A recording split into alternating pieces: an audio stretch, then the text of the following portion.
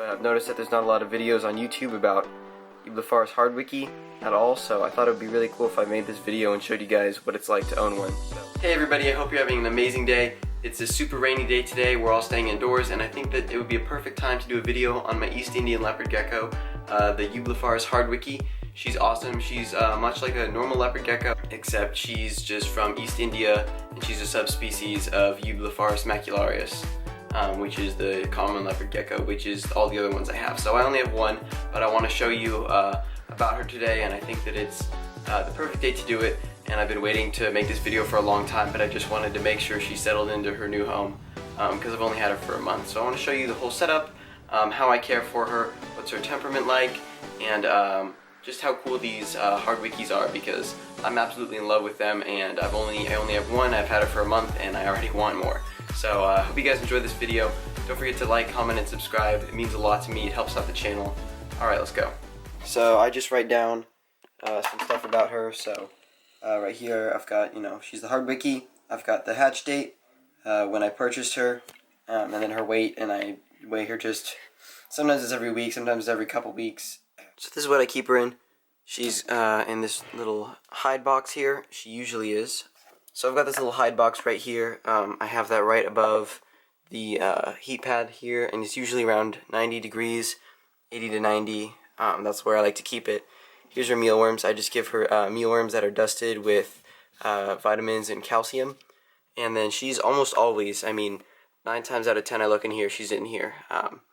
She's got her little humid hide right here, which I spray 3 times a week to make sure that it's humid enough for her and it doesn't dry out, because these guys need a lot more humidity than leopard geckos.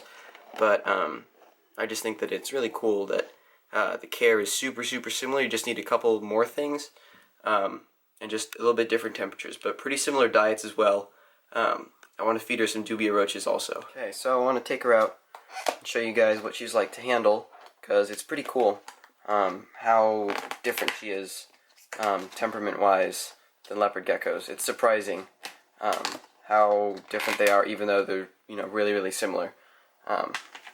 So she's just absolutely beautiful. Every time I open it up and I see her, I'm just like, wow, what an amazing little animal. So I haven't come up with a name for her yet, but I'm still figuring it out.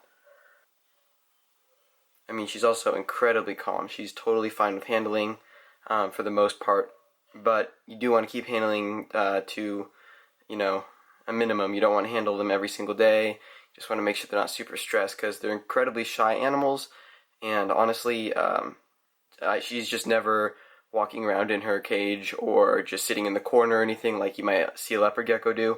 She is always in a hide, if it's her warm hide or if it's her humid hide, and sometimes she even hides in the food bowl.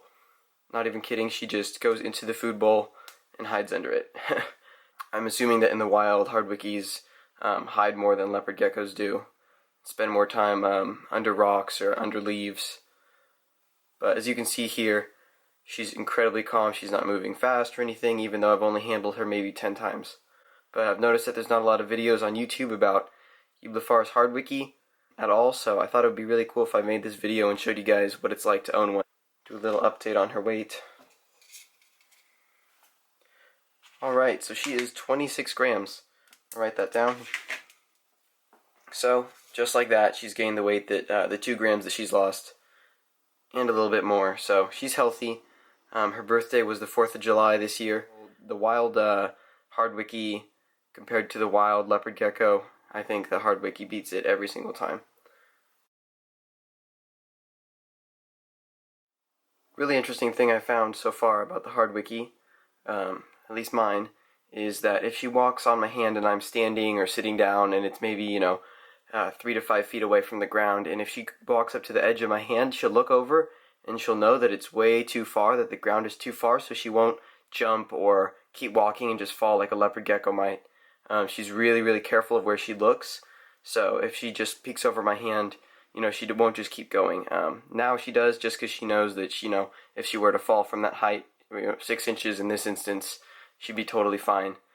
Everybody knows that they're a lot shyer than leopard geckos, but it seems like they're a whole lot less risky and careful with every step. Honestly, I highly recommend Eublepharis hardwickii to anybody looking for a little bit more advanced species of gecko. She's a subspecies, so I think it's really cool to have something that's slightly different than a leopard gecko, but requires pretty similar care. But definitely do your research on these guys before you get one, just as you should with any other animal. But I just thought I should let everybody know that these hardwickiis are incredibly fun pets to have. I'm really happy with mine. Anyway, I hope you guys really enjoyed this video. I had a fun time making it and spending a little bit more time with my hardwickii, which I don't get a lot of time to do anyway, just because I like to keep handling to a minimum, just because she's much more shy than the leopard geckos are. But I hope you guys enjoyed this, and if you would consider liking and subscribing, helps out my channel a lot. Maybe share it with a friend. Let somebody know about Enzo's Geckos and what I do here. But I really appreciate it, guys. Thank you so much for watching.